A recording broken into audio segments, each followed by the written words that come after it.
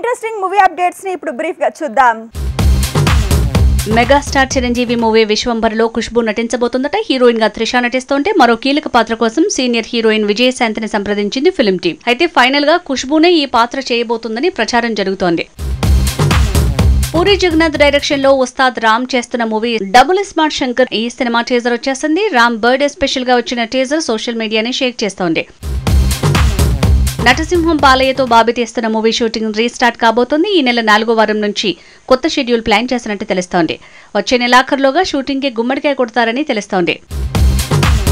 Rebel star Prabhas తో నాగశ్విన్ తీసిన movie కల్కి 2898 AD ఈ సినిమా డబ్బింగ్ పనులు మొదలయ్యాయి. దీపికా పదుకునే తన పాత్రకు డబ్బింగ్ పూర్తి చేసింది.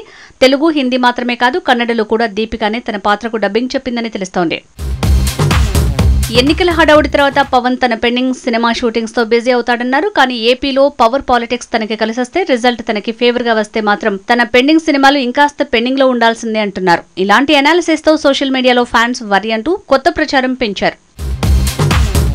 మ్యాన్ ఆఫ్ మాసెస్ ఎన్టీఆర్ తన వైఫ్ తో కలిసి వెకేషన్ కి ఫారిన్ వెళ్లాడు.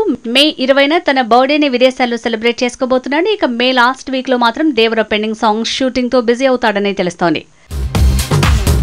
లోకనాయకుడు కమల్ హాసన్ తో డైరెక్టర్ శంకర్ చేసిన మూవీ భారతీయుడు 2 ఈ సినిమా వరల్డ్ వైడ్ గా జూలైలో వస్తోందనే ప్రచారం జరిగింది. అయితే జూలై 12నే విడుదల అంటూ ఇప్పుడు కొత్తగా గుసగుసలు పెరిగాయి.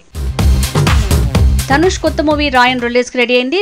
జూన్ 13న వరల్డ్ వైడ్ గా రాబోతోంది. ఇక ఫిల్మ్ టీమ్ ఈ సినిమా ఆడియో లాంచ్ ఈవెంట్ ని జూన్ 1న చెన్నై నెహ్రూ స్టేడియంలో ప్లాన్ చేసినట్టు తెలుస్తోంది.